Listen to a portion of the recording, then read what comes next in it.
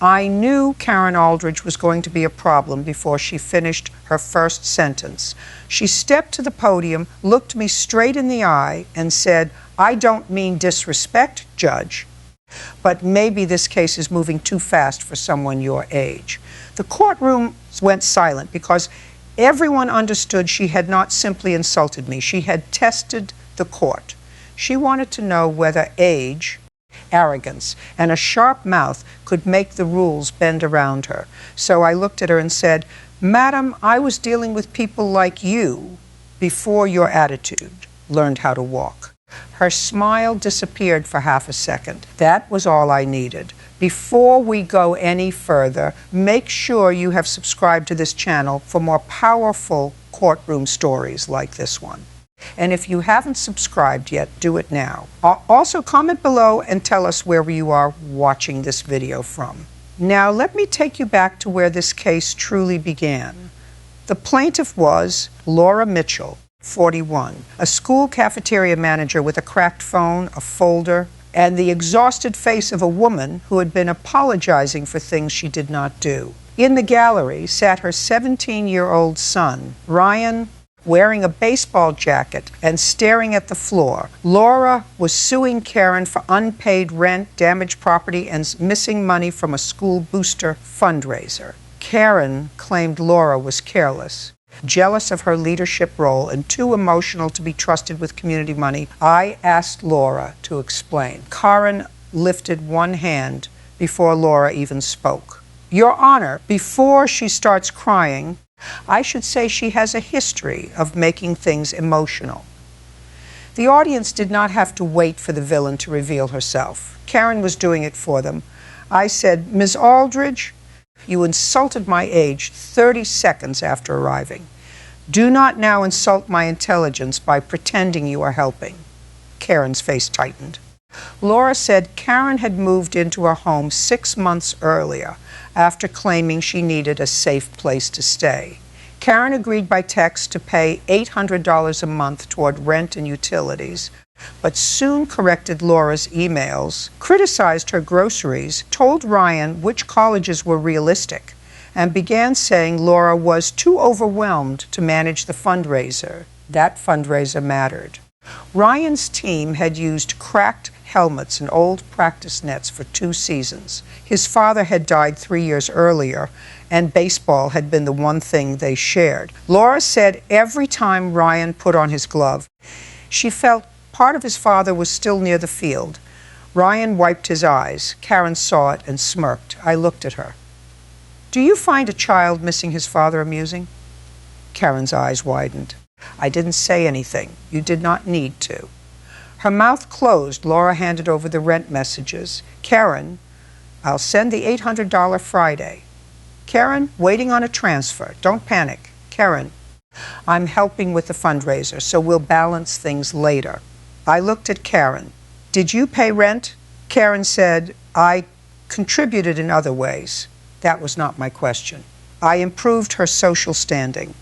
I leaned forward. "Ms. Aldridge, social standing does not pay electric bills." Laura looked down and relief crossed her face. Then we got to the fundraiser.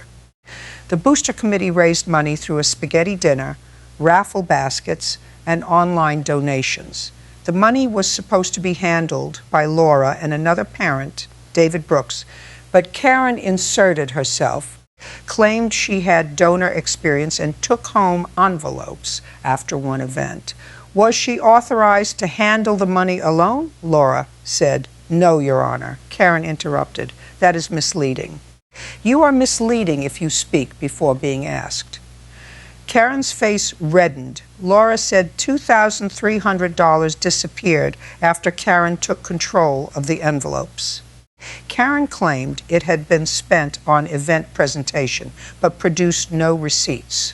When Laura demanded records, Karen accused her of losing cash and threatened to tell the school Laura had mismanaged donations. That threat nearly destroyed Laura. She had worked in that cafeteria for 13 years. She knew which kids needed extra breakfast and which students pretended they were not hungry. Her reputation there was survival and service. Karen knew that, and Karen used it. Laura handed over a text. Karen, be careful before you accuse me. People already wonder if you are too emotional to handle money after what happened to your husband. Ryan stood up in the gallery. Mom, I held up my hand. Sit down, young man. I understand. Laura's eyes filled, but she kept standing. Karen had reached into Laura's grief and tried to use it as a weapon. Karen said, that was taken out of context. I said, the context is cruelty. Her face changed. Then Laura showed me the cracked phone. She said Karen slapped it out of her hand during a kitchen argument after Laura tried to record Karen admitting she had taken the envelopes. The screen shattered. Karen then said, you record me again and I'll make sure Ryan loses his scholarship recommendation. Ryan looked up sharply. I asked Karen, you threatened a teenager's school opportunity over a recording. Karen smiled again, but weaker. I never said that. Laura reached into her folder. I have the recording. Karen's smile vanished, but Laura did not play it yet. Her hand moved to a sealed envelope, clipped behind the phone estimate. Karen's eyes followed it, and the woman who had called me old looked interested in silence. I asked, what is that? Laura swallowed. Something Ryan found in Karen's room after she moved out. Karen stood immediately. No, that is private. I looked at Karen. You used grief, a teenager's future, and a woman's reputation as weapons. Do not lecture me about privacy. Karen sat down slowly. Laura handed the envelope to the bailiff. Inside was a bank deposit slip, a cash deposit, $2,300. The amount missing from the fundraiser, the account name printed on the slip, was not Laura's. It was not the booster committee's. It was Karen Aldridge. The courtroom went still. Karen's face lost color. I looked at her and said, still think I'm moving too fast for my age. She said nothing, and that silence told me the case had just opened its real door. The deposit slip sat on my bench like a receipt for arrogance. $2,300, the exact amount Laura Mitchell said disappeared from the booster fundraiser. The account name was Karen Aldridge. I looked at Karen, and for the first time since she entered my courtroom, she did not look like a woman preparing her next insult. She looked like a woman searching for a door that was no longer there. I asked, is this your bank account? Karen stared at the slip. Ems Aldridge. Yes. Did you deposit $2,300 in cash? Her mouth opened, but no sound came out. That silence had weight. Laura stood beside her podium with tears in her eyes. But she did not look relieved yet. People think proof makes pain disappear. It does not. Proof only gives pain a place to stand. Ryan sat in the gallery, fists clenched in his lap, trying not to cry in front of strangers. I asked Laura how Ryan found the deposit slip. Laura took a breath. She said Karen moved out 3 weeks after the fundraiser money went missing. Not peacefully, not respectfully. She left after Laura changed the Wi-Fi password and told her she could no longer stay in the house without paying rent or explaining the missing envelopes. Karen packed in a rage, Laura said. Clothes, cosmetics, shoes, papers, expensive candles, and a box of things she claimed were hers because she improved the house. She left behind one drawer in the guest room dresser. Laura did not open it immediately because she was working double shifts at the school cafeteria and trying to keep Ryan focused on finals. Ryan found the slip later. While looking for an old baseball program he thought Karen had moved, Karen interrupted. He went through my private belongings. I looked at her. That is not your biggest problem right now. Her face flushed. Laura continued. Ryan found the deposit slip folded inside a booster flyer. The date on the slip was the morning after the spaghetti dinner fundraiser. The same morning Karen told Laura the money was probably misplaced in the school office. I asked if Karen had an explanation. Karen lifted her chin. I had cash of my own. From where? personal savings. Why deposit the exact amount missing from a school fundraiser? Coincidence. The gallery reacted softly. I raised my hand. Karen looked offended that no one believed her coincidence. But coincidence has a smell in court. Sometimes it is real. Most times, when it arrives perfectly shaped to fit a lie, it is not coincidence at all. I asked Laura about the fundraiser envelopes. She said after the spaghetti dinner, 3 parents counted the money in the cafeteria office. David Brooks wrote down the total. $2,300 in cash donations and raffle ticket sales were placed in sealed envelopes because the bank was closed. Laura was supposed to take the envelopes to the school office safe, but Karen insisted she could drop them off because she had to pass the school the next morning. Laura said no at first. Karen smiled and said, "Laura, you look exhausted. Let competent people help." That line told me more about Karen than she understood. Competent people. It was the kind of phrase that sounds helpful if you are not listening closely. But underneath it was contempt. Karen had been placing herself above Laura for months, slowly teaching people to see Laura as too tired, too emotional, too grieving, too overwhelmed. If Karen wanted to steal, she first had to weaken the person who would accuse her. I asked whether David Brooks was present. A man in a navy jacket stood from the gallery. David Brooks was a mechanic, father of one of Ryan's teammates, and the kind of witness who looked uncomfortable being in court, but angry enough to stay. He stepped forward with a folded paper in his hand. I asked him what happened that night. David said he counted the money with Laura and another parent, Melissa Grant. He wrote the total on a booster worksheet. Karen hovered near the office door, making comments about how chaotic the committee looked. When Laura reached for the envelopes, Karen said she would take them because Laura had enough emotional things on her plate. Laura looked down. David said that comment embarrassed Laura in front of other parents. He noticed her hesitate. Then Karen took the envelopes. I looked at Karen. "You had no official role as treasurer." Karen said, "The committee was informal." Did that make the money informal too? No answer. David handed over the worksheet. The amount matched the deposit slip, $2,300. I asked David whether Karen ever returned receipts for event expenses.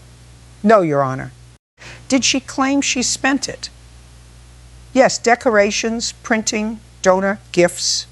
Did you see any of those purchases? David's face tightened. No, and the decorations were borrowed from the cafeteria storage closet. Laura nodded. Then Melissa Grant was called forward. She was a quiet woman with reading glasses on a chain, holding her own folder. She confirmed the same amount, the same envelopes, and Karen's same comment about Laura being too emotional. Melissa then added something important. She said Karen had wanted to control the fundraiser from the beginning because she was trying to become president of the booster committee. She had told parents the team needed a more polished face than Laura. Laura closed her eyes. Ryan looked furious. I asked Melissa, "Did she use those words?" Melissa nodded. A more polished face. There it was. Not only theft audacity. Karen was not just taking money. She was taking Laura's place in the community, one insult at a time. I asked Laura about her husband. Her face softened and broke at the same time. She said his name was Michael. He had coached Ryan's Little League team before cancer took him. After he died, the high school baseball field became painful and comforting all at once. Laura kept volunteering for the booster committee because Michael had believed sports could keep teenage boys from disappearing into grief. Ryan stared at the floor. Laura said Ryan had stopped speaking much after the funeral. Baseball was the one place he still moved like himself. The fundraiser was supposed to buy new helmets, repair the practice net, and cover travel costs so no player had to sit out because his family could not pay. That is what Karen had stolen from. Not a rich program, not a faceless account. teenagers, widows, working parents.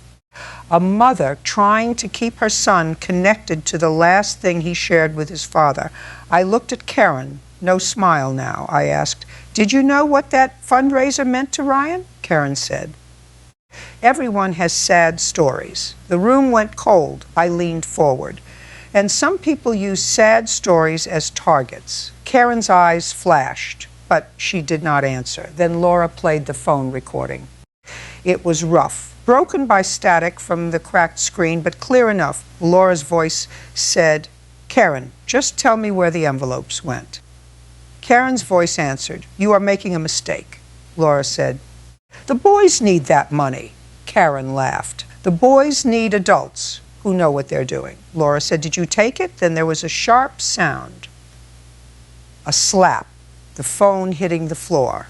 Karen's voice came through closer now. "You record me again and Ryan's recommendation disappears." "People listen to me, Laura. They barely tolerate you." Laura turned away from the speaker. Ryan stood halfway up. I said, "Sit down, Ryan." He sat, shaking. I stopped the recording. The courtroom did not move. I asked Karen, "Is that your voice?" Karen whispered. I was angry. "That is not what I asked." "Yes." "Did you threaten Ryan's recommendation?" "I didn't mean it." I looked at Ryan. A 17-year-old boy who had already lost his father had just heard a grown woman admit she threatened his future to silence his mother. That kind of damage does not show up neatly on a receipt, but it is real. I asked Karen if she contacted anyone about Ryan. She said no. Too fast. Laura turned to Ryan. Ryan reached into his backpack and pulled out a printed email. Karen's face changed. Not a large change, but enough. The email was from Karen to Coach Daniel Price. Subject: concern about Ryan Mitchell. Karen had written that Laura was unstable, that Ryan had been acting aggressively, and that the booster money issue showed the Mitchell household may not be appropriate for leadership recognition. I read it aloud. Laura covered her mouth.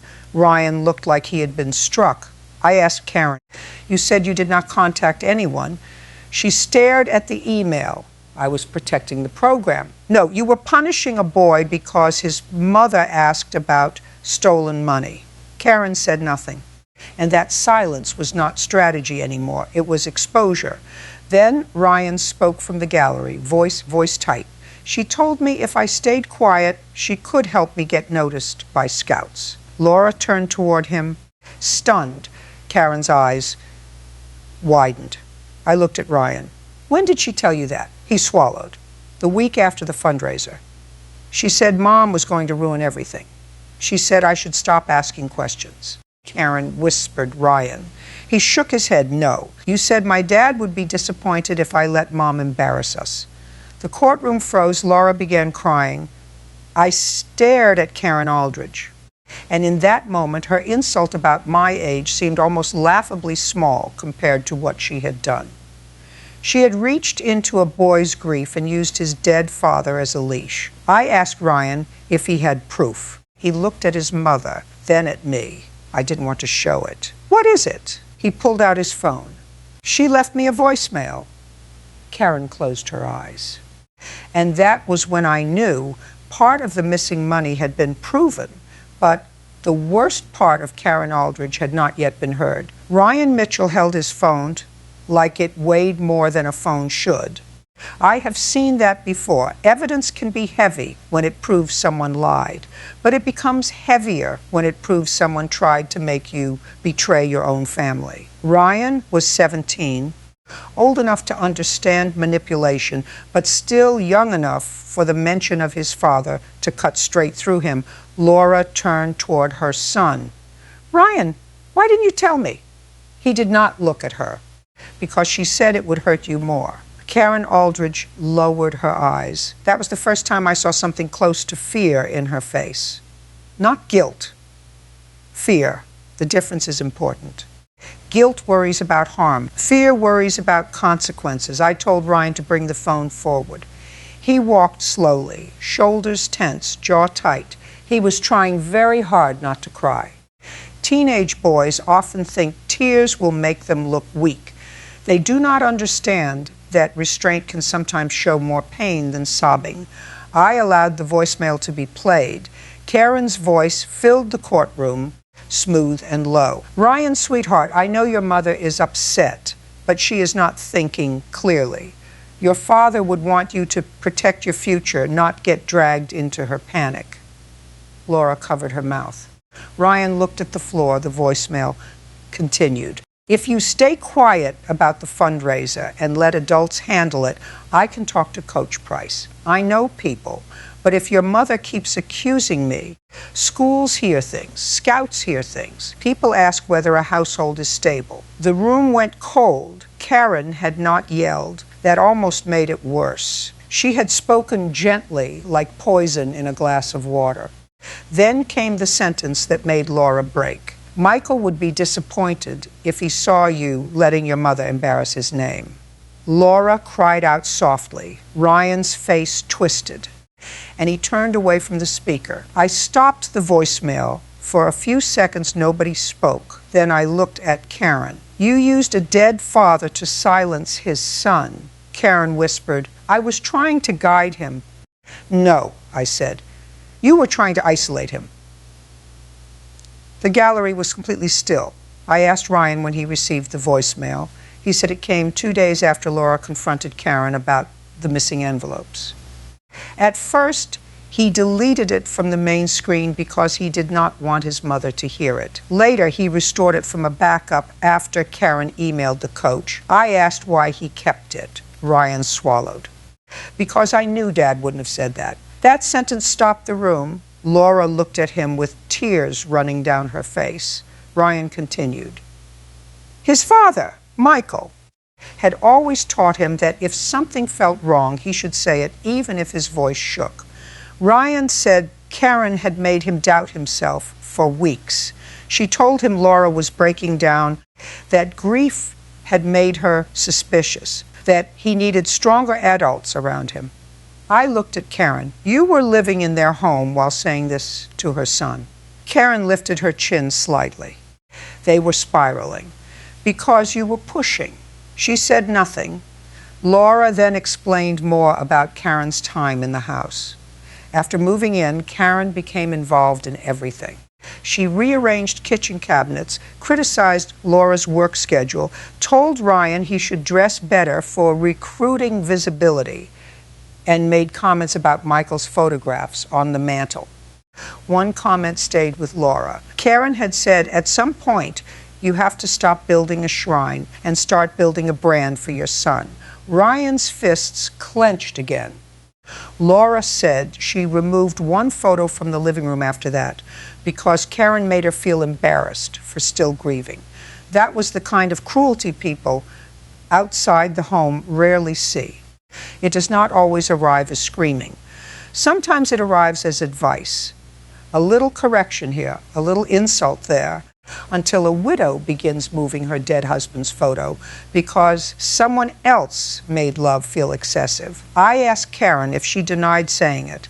Karen said, I may have encouraged her to move forward. Moving forward is not the same as erasing someone. Her face reddened. Then David Brooks stepped forward again. He said he had brought one more item because he was not sure it mattered until Ryan played the voicemail. It was a printed group chat from the booster parents. Karen had written, Laura means well, but grief has affected her judgment. I'm stepping in to make sure donations are handled professionally. Melissa Grant replied in the chat, I thought Laura and David were handling money. Karen responded, that was the original plan. Things changed after concerns were raised. I asked David, who raised concerns? He said, Karen did. Karen stared at the table. That was how it worked. She created the concern, then used the existence of concern as proof something was wrong. I asked whether the missing money was ever deposited into the booster account. David said no. The team had to delay ordering helmets.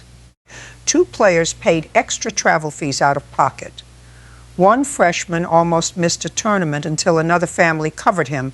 Ryan spoke quietly. Dad would have paid for him. Laura closed her eyes. That was why the theft mattered beyond the number. Michael Mitchell had once been the kind of father who quietly paid another kid's fee so no one would know. Karen had stolen from that legacy, then used Michael's memory to scare his son. I turned to Karen. Did you deposit fundraiser money into your account? She looked up. I deposited cash. Fundraiser cash? No answer. Did you take the envelopes? I was going to sort everything. Did you sort it into your bank account? The gallery reacted softly. Karen's face hardened, but the old arrogance was weaker now. She said, I was owed money. Laura looked stunned. Owed for what? Karen snapped. For managing everything you couldn't handle. There it was, the first honest motive. Entitlement, I asked, who agreed to pay you? Karen did not answer. Was there a written agreement? No answer. Did any booster parent authorize you to take compensation from cash donations? No. Then it was not compensation. It was taking. Karen looked furious, but she had walked into court, insulting my age, and now she was learning that I had no difficulty keeping up with her lies. Laura produced one more set of photographs, the fundraiser table, envelopes marked raffle, dinner, and helmet fund. In one photo, Karen stood behind the table holding the envelopes, then Melissa pointed to the screen. Zoom in on her purse. The clerk enlarged the image. Karen's purse was open on the chair beside her. Inside, partly visible, was a stack of white envelopes. The courtroom shifted. Karen said, that proves nothing. I looked at her. It proves you had the envelopes near your purse after the count, David said. And I took that photo after Laura had already said the envelope should go to the office safe. Karen's mouth tightened. Then the school's assistant principal, Beth Carter, was called forward from the gallery. She had been watching quietly the entire time. She confirmed there was no record of Karen delivering fundraiser envelopes to the school office. She also confirmed Karen came to her 2 days later expressing concern that Laura was mishandling money. I asked Beth, did Karen mention she had taken the envelopes?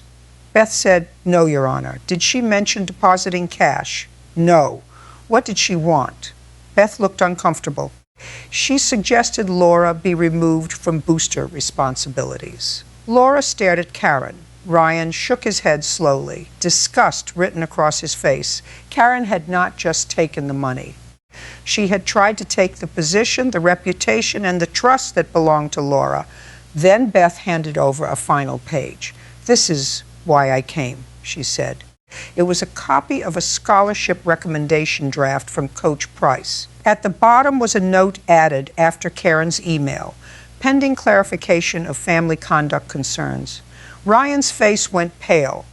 Laura whispered, no. I looked at Karen. The entire courtroom did.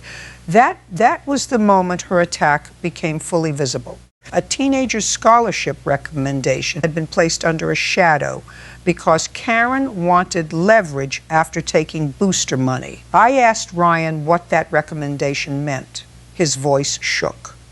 It's not a full scholarship. It helps me get looked at. Dad always said one door opens another. Laura began crying again. Karen looked away. I said, look at him.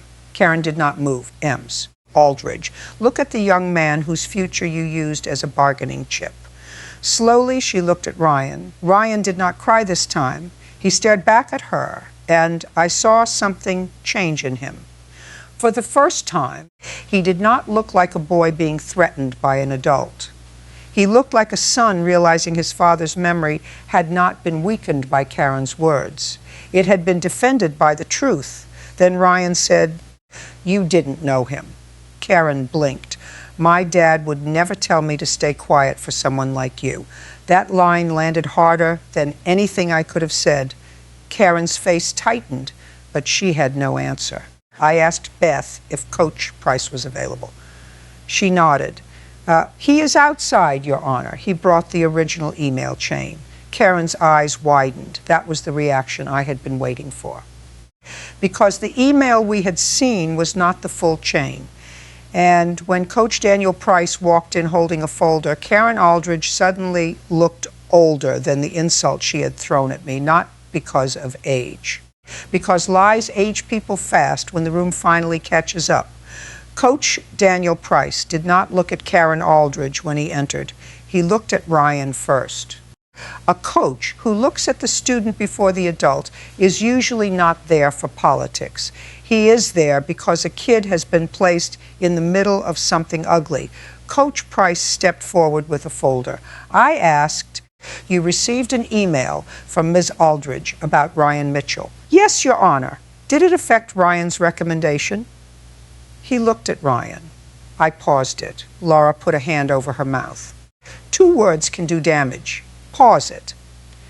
For a 17-year-old hoping baseball might open one door after losing his father, a paused recommendation feels like that door closing. Coach Price opened the folder. Karen's first email was the one we had seen, but below it was his reply, Coach Price. "Karen, do you have documentation?" "Ryan has been a strong student athlete and Laura has been reliable." Karen replied, "Documentation is being handled. Some families look stable until money pressure reveals character." I read that line aloud. Laura closed her eyes. Ryan stared at Karen. That sentence was not concern. It was poison, designed to make poverty sound like evidence. I looked at Karen. "You wrote that?" She said. "It was a concern." "No, it was a character attack." Coach Price said Karen later called him and suggested the booster program needed stronger leadership because Laura was too emotional. She also offered to help stabilize the committee. I asked, "Did she offer to take Laura's place?" He nodded. "Yes." Karen snapped, "That is not fair." I looked at her. "Fairness would have helped you before the deposit slip." Coach Price handed over a second attachment titled Booster Transition Plan. It listed Karen Aldridge as proposed interim booster chair and Laura Mitchell as temporarily relieved due to personal instability. David Brooks leaned forward. "I never saw that." Melissa Grant shook her head. "Neither did I." Under cash handling, Karen had written, "All cash proceeds to be handled through chair discretion until formal account access is resolved." I looked at Karen. "Chair discretion?" She said nothing. The room did the math without help. Cash envelopes disappeared. Karen deposited the same amount. Karen accused Laura. Karen emailed the coach. Karen drafted a plan, putting herself over the money, and she had walked in calling me too old to keep up. Then David added something that shifted the case again. A local auto shop had pledged $750 for helmets. The owner mailed the sponsored check to Laura's house. It never cleared, but the owner had photographed it before mailing it. "Payable to Westfield Baseball Boosters." Memo. "Helmet Fund," I asked Laura, "who had access to your mail?" Her face went pale. Karen did. Ryan spoke from the gallery. "She brought the mail in sometimes." Karen turned toward him. Ryan did not look away. Earlier, he looked like a boy surviving an adult's threat. Now he looked like a son, remembering what his father taught him. I asked Karen, "Did you take a sponsor check from Laura's mailbox?" "No." "Did you ever open Laura's mail?" "No." "Did you see a check from the auto shop?" "No." The third no had a tiny crack in it. David handed over a flash drive. Karen's face changed. The auto shop camera had caught Laura's block the morning after the check was mailed. I looked at Karen. "Before I watch this, do you want to change any answer about Laura's mail?" She lifted her chin. "No." That confidence lasted seconds. The video appeared on the screen. Karen's car stopped near Laura's curb. Karen got out, opened the mailbox, flipped through envelopes, placed one into her purse, and dropped the rest back inside. Laura covered her mouth. I asked, "Is that you?" Karen whispered, "Yes." "Is that Laura's mailbox?" "Yes." "Is that an envelope going into your purse?" I don't know what it was. That answer insulted the room. The video proved access, timing, and a lie about never opening Laura's mail. Then David said there was a second clip. Karen looked down. This clip showed Karen at a bank drive-thru. She handed the teller several white envelopes the same size as the fundraiser envelopes from the cafeteria. Karen said, "You can't tell what those are." I said, "Maybe not from the video alone." Melissa Grant stepped forward. I marked the fundraiser envelopes. Karen's head snapped up. Melissa's voice shook. I always put a small blue star on cash envelopes after counting. I marked them that night. The clerk zoomed in, the image sharpened just enough. On the top corner of one envelope in Karen's hand was a small blue star. Laura began crying. Ryan slowly sat back down. The room had reached the place Karen feared. Not suspicion, not emotion. Evidence. I asked Karen, "Did you deposit cash from envelopes marked by Ms. Grant?" Karen's lips parted. No answer. "Did you take fundraiser envelopes to the bank?" Still nothing. That silence was calculation after calculation had failed. Then Coach Price said, "Your Honor, I also brought a voicemail." Karen looked at him with real fear. He continued, "Karen left it after I refused to remove Ryan from consideration. She mentions the cash and what she would say if anyone connected it to her deposit." Laura gripped the edge of the podium. Ryan's face went pale. Karen suddenly stood. "No, that is private." The bailiff moved immediately. I looked at her. "Ems Aldridge, you called me old when you entered. You should have worried less about my age and more about how long I have been listening to people panic before the truth speaks." Karen sat down slowly. The voicemail began with Karen's voice, low and furious. "Daniel, you are making a mistake protecting that boy. Laura cannot prove anything unless people start acting like her grief makes her credible."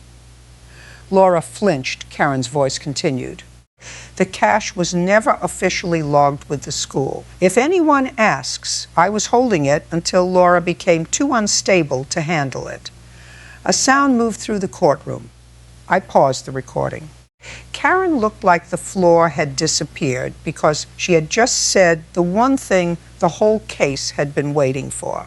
She was holding the cash, and when I looked at her, she finally understood exactly who she was dealing with. I did not let the voicemail continue right away. I wanted Karen Aldridge to sit inside the sentence she had just spoken. The cash was never officially logged with the school. If anyone asks, I was holding it. Those words did not come from Laura's grief. They did not come from Ryan's anger. They did not come from David Brooks, Melissa Grant, or Coach Price trying to protect a student. They came from Karen. Her own voice had walked into the room and done what she had spent the entire hearing trying to prevent. It told the truth. Karen sat with her shoulders stiff, eyes fixed on the evidence screen. The woman who had walked in and mocked my age now looked as if every year of my courtroom experience had suddenly become visible to her. Not in my face. In the questions she had failed to survive. I looked at her and said, "Miss Aldridge, you told this court you never took the envelopes." She said nothing. "You told this court the deposit was personal savings." Still nothing. "You told this court you never contacted the coach to harm Ryan." Her lips moved. No sound came out. I said, "Now we are going to hear the rest." The voicemail resumed. Karen's voice filled the courtroom again. "If Laura pushes this, I will say Ryan had access to the envelopes too. He was helping clean up after the dinner. A teenage boy under pressure, mother with bills, dead father, scholarship dreams. People will connect dots." Laura gasped. Ryan's face went white. I stopped the recording. The courtroom erupted. This time, I did not need to look at the gallery to know what they were feeling. It moved through the room like a shockwave. Karen had not only threatened Ryan's recommendation, she had prepared a story that could make him look like a thief, a 17-year-old boy, a grieving son. A student athlete trying to keep one piece of his father alive. I struck the bench once. Silence returned. Karen was crying now, but the tears looked angry, not sorry. Public exposure had finally reached the part of her that cared most. how she looked. I asked, did you intend to blame Ryan if the missing cash was traced to you? Karen shook her head. No. I looked toward the recording device. Play it again. Her face collapsed. The line played again. A teenage boy under pressure. Mother with bills, dead father, scholarship dreams. People will connect dots. I stopped it. Did you say that? Karen whispered, yes. Did you intend to use that against him? I was scared. No, I said. You were cornered. Ryan stood slowly in the gallery. His voice shook. You were going to say I stole from my own team. Laura turned toward him, crying. Karen could not look at him. I said, answer him. Karen looked up, and for the first time, every person in the room saw what her confidence looked like without power behind it. Small, ugly, frightened. I wasn't going to actually do it, she said. Ryan stared at her. You already did. That line broke the room because he was right. She had already planted concerns. She had already emailed the coach. She had already made Laura look unstable. She had already placed Ryan's future under a shadow. Whether she finished the final lie or not, she had already started building the cage. Coach Price stepped forward again. There's one more message, Your Honor. Karen's head snapped toward him. Coach Price held up his phone. She sent it after I told her I would not discuss Ryan without Laura present. I allowed it. The message appeared on the screen. Current. You are making this harder than it needs to be. Laura is drowning. Ryan needs someone with influence. I can help the program if the committee stops treating me like a guest. Below it was another message. Karen. The booster cash is leverage until they understand who should be in charge. The courtroom reacted again. Laura whispered, leverage? Melissa Grant covered her mouth. David Brooks said, under his breath, that was the boys' equipment money. I looked at Karen Leverage. She was crying harder now, but I was not finished. I asked the clerk to place 3 images side by side on the evidence screen.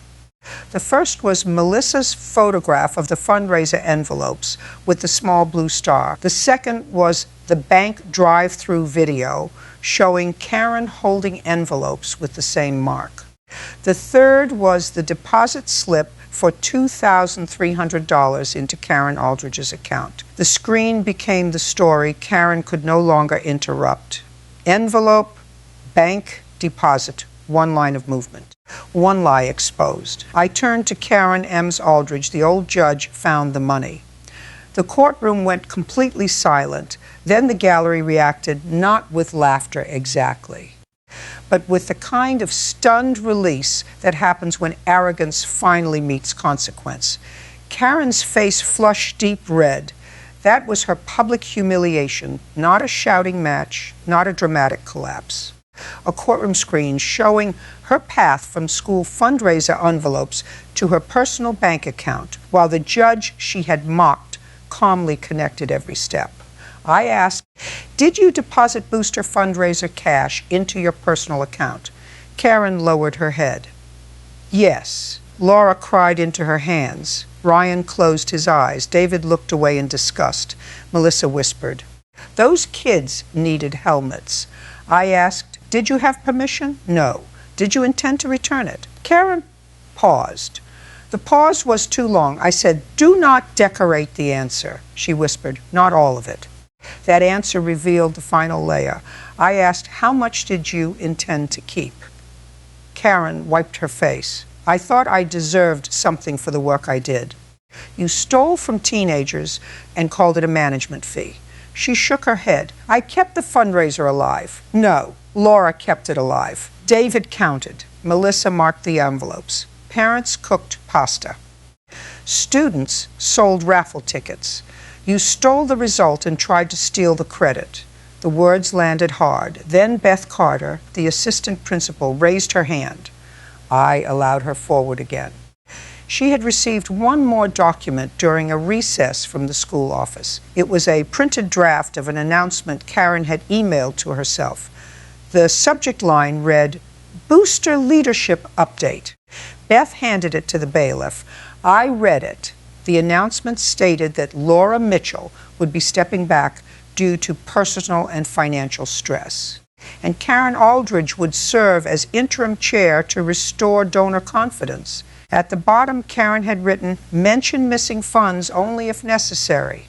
Keep focus on Laura's instability."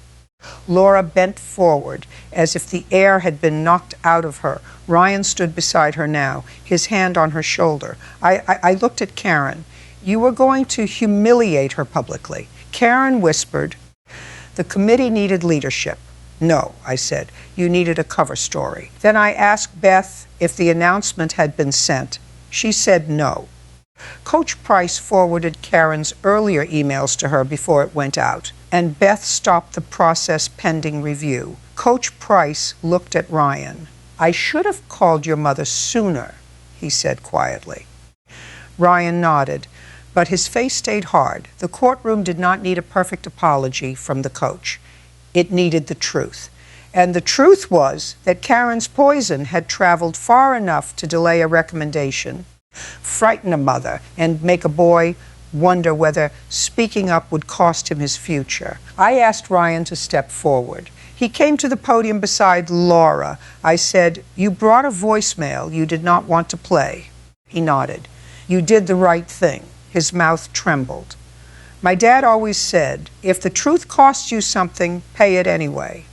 Laura broke down completely. That sentence belonged in the record more than any deposit slip. I looked at Karen. "Michael Mitchell taught his son more in memory than you managed to learn standing here alive." Karen covered her mouth. There were gasps in the gallery, but I meant every word. I asked Karen one final time, "Did Laura Mitchell steal or lose booster money?" "No." "Did Ryan Mitchell steal or help hide booster money?" Karen shook her head. "No." "Did you make statements that damaged Laura's reputation and Ryan's opportunity because you did not want to be exposed?" A long silence, then Karen whispered, "Yes." The room stayed quiet. That was the sound of the lie dying, but the most emotional moment came next. Beth Carter opened a second folder and said, "Your Honor, the school found the sponsor check." Karen looked up sharply. Laura looked confused. Beth explained that the auto shop check never cleared because someone had attempted to deposit it electronically into a personal account, but the bank rejected it since it was payable to Westfield Baseball's boosters. A copy of the rejected deposit was returned to the school after the donor complained. The screen changed. There was the check, $750, payable to Westfield Baseball boosters. Endorsement attempt on the back, Karen Aldridge. The gallery erupted louder than before. This time, even I let the reaction breathe for 1 second because the visual was too strong. Cash deposit, rejected sponsor check, lettership plan, coach email, voicemail threatening Ryan, Karen's handwriting. Karen's account, Karen's voice, Karen's plan. The woman who walked in calling the judge old had just been exposed by every modern record she forgot could speak. I looked at Karen. Her lips trembled. I was going to fix it. I said, "No, Miss Aldridge, you were going to become president." Laura looked up through tears. Ryan's jaw tightened. Then Beth said something that shifted the ending toward justice. Coach Price has already restored Ryan's recommendation draft. The school will add a note that the concerns were unfounded. Ryan closed his eyes. Laura grabbed his hand. For the first time all day, relief entered his face, not happiness. Relief. A door had reopened. I turned back to Karen. "Stand up." She stood slowly as if the entire courtroom screen were pressing down on her shoulders. I said, "You insulted my age because you mistook experience for weakness. Then you insulted Laura's grief because you mistook pain for instability. Then you threatened Ryan's future because you mistook a teenager's silence for fear." Karen cried openly now, but I kept going. "You were wrong every time." The room was silent. You were not dealing with a confused widow. You were dealing with a mother who kept records. You were not dealing with a weak boy. You were dealing with a son who remembered his father's lessons. And you were not dealing with an old judge. I leaned forward. You were dealing with the court. Karen looked down. No insult left. No smile. No correction. No performance. Only exposure. And as I reviewed the evidence for judgment, I knew Part 6 would not simply be about paying back stolen money. It would be about repairing the damage Karen tried to leave behind in a widow's name and a boy's future. When Karen Aldridge stood there with every record against her, the courtroom no longer felt noisy. It felt final. There is a certain silence that comes after a lie collapses. It is not peaceful. It is not gentle. It is the silence of people realizing how much damage one person was willing to cause just to avoid being seen clearly. Laura Mitchell stood beside her son, one hand gripping Ryan's wrist as if she needed to feel that he was still there. Ryan stared at the evidence screen where Karen's name remained beside the rejected sponsor check, $750. A sponsor check meant for helmets, a check written for teenage boys who had worked bake sales, sold raffle tickets, served pasta, and trusted adults to do the right thing. Karen had tried to take even that. I looked at her. Ems Aldridge, sit down. She sat slowly, no comment, no insult, no performance. That alone told me the case had reached the place truth always tries to reach. The place where the loud person finally has nothing useful left to say. I reviewed the evidence. The fundraiser worksheet showed $2,300 in cash. Melissa Grant's marked envelopes connected that cash to the bank video. The deposit slip connected the cash to Karen's account. Coach Price's emails showed Karen tried to damage Ryan's recommendation. The voicemail showed she threatened to use Michael Mitchell's memory against his son. The booster transition plan showed she intended to replace Laura. The rejected sponsor check showed she attempted to deposit money payable to the team. There was no confusion, there was no misunderstanding, there was no leadership dispute. There was theft, intimidation, retaliation, and cruelty dressed up as community service. I entered judgment for Laura Mitchell. Karen was ordered to repay the $2,300 taken from the fundraiser. The $750 sponsor check amount, the unpaid rent she had promised by text, the cost of Laura's broken phone, court costs, and supported damages connected to the harm she caused through false statements and threats. Laura closed her eyes. Ryan exhaled like he had been holding his breath since his father died. But money was only part of it. I ordered Karen to provide a written correction to the school, the booster committee, Coach Price, and any parent or staff member she had contacted about Laura's supposed instability or Ryan's supposed conduct concerns. Karen looked up. I continued.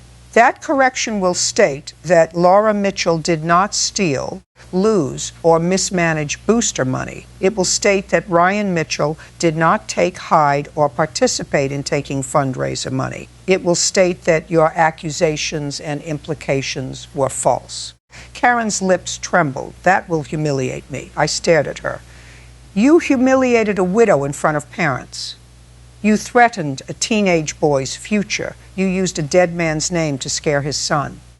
The correction is not humiliation. It is repair. The courtroom stayed still. That was important because people who damage reputations often think a private payment should end the matter. But a public lie does not die from private money. It dies when the truth is placed in every room where the lie was allowed to breathe. I also ordered that the evidence be preserved and referred for appropriate review because the matter involved possible theft of school fundraiser funds, attempted improper deposit of a sponsor check, interference with a student recommendation, and intimidation connected to a civil dispute. Karen's face went pale. This was a misunderstanding, she whispered. I shook my head. No. A misunderstanding does not draft a leadership announcement blaming a widow's grief. A misunderstanding does not leave a voicemail threatening a boy's scholarship. A misunderstanding does not put a Blue Star envelope into a personal bank deposit. She looked down, no answer. Then I turned to Beth Carter, the assistant principal. Ms. Carter, the school will correct Ryan's record. Yes, Your Honor, she said. The recommendation will be restored and the concerns will be removed. Ryan's eyes filled. He tried to hide it, but he could not. Coach Price stepped forward. Ryan, he said, I should have trusted what I knew about you before listening to noise from someone else. Ryan nodded once. That was enough. Some apologies do not fix everything. But when a young person has been doubted, hearing an adult admit the doubt was wrong matters. Laura wiped her face. I looked at Ms. Mitchell. You did not fail your son. She broke immediately. That was the sentence she had needed all day. Not the money, not even the judgment. That sentence because Karen had done more than steal fundraiser cash. She had found the wound in Laura's life and pressed on it until Laura wondered whether grief had made her weak, whether exhaustion had made her careless, whether protecting Ryan had somehow put him at risk. I said, you kept records, you asked questions, you protected your child. And when someone used your husband's memory as a weapon, your son brought the truth forward anyway. That is not failure. Ryan put his arm around his mother. For the first time, he looked like the child in the relationship again, not the shield. Then I turned back to Karen. Stand. Karen stood. Her eyes were red. Her face was empty of the arrogance she had carried in. The woman who called me old at the beginning looked very different now. Not younger, not wiser, just uncovered. I said, you came into my courtroom and tried to make this about age. You thought an insult would throw me off balance. You thought speed belonged to you because your mouth moved quickly. But speed is not intelligence. Volume is not truth, and cruelty is not confidence. Karen swallowed. You moved into Laura's home and did not pay what you promised. You inserted yourself into a fundraiser and took what belonged to students. You attacked a widow's grief because it made her easier to dismiss. You threatened her son's future because you thought a teenage boy would be too scared to speak. And then you expected this court to confuse your attitude with authority. I leaned forward. That was your mistake. The courtroom was silent. Experience is not weakness, Ms. Aldridge. Grief is not instability. Poverty is not guilt. And a child missing his father is not leverage. Laura cried quietly. Ryan stared straight ahead, but his face had changed. The shame Karen tried to place on him was gone. In its place was something steadier. I asked Karen one final question. Did Michael Mitchell's son steal from that team? Karen whispered, no. Did Laura Mitchell mismanage the fundraiser money? No. Who took it? Karen closed her eyes. I did. That answer moved through the room like the closing of a door. The lie was finished. I then addressed Ryan directly. You said your father taught you that if the truth costs you something, pay it anyway. He nodded. I said, today it cost you courage, and you paid it. Ryan's face crumpled, but he did not look away. Laura held him tightly. That was the emotional ending Karen had tried to prevent. Not dramatic revenge, not a screaming apology. Just a mother and son standing together after someone tried to separate them with fear. As the hearing ended, Karen gathered her papers. They looked useless now. A folder full of accusations cannot compete with bank records, video, voicemail, and a boy who refuses to let his father's memory be used as a threat. At the courtroom doors, Karen stopped. She looked back at Ryan. For one moment, I wondered if she might apologize. She did not. People like Karen often believe consequences are something done to them, not something caused by them. She only said, I didn't think it would ruin anything. Ryan answered before anyone else could. It almost ruined me. Karen looked down, then she left. No insult, no smile, no final word. Later, I thought about the first sentence she had spoken to me. Maybe this case is moving too fast for someone your age. What she never understood was that the case was not moving fast, it was moving clearly. Karen had mistaken Laura's tears for weakness. She had mistaken Ryan's silence for obedience. She had mistaken community trust for something she could steal and then manage. And she had mistaken me for someone who would be distracted by disrespect. But the truth has its own pace. It waits inside deposit slips. It waits inside voicemails. It waits inside emails, bank videos, marked envelopes, and the memory of a father who taught a son not to stay quiet when something felt wrong. That day, Karen learned who she was really dealing with, not just a judge, not just a widow, not just a teenage boy. She was dealing with records. She was dealing with courage. She was dealing with a courtroom that does not care how sharp your tongue is when your evidence is rotten.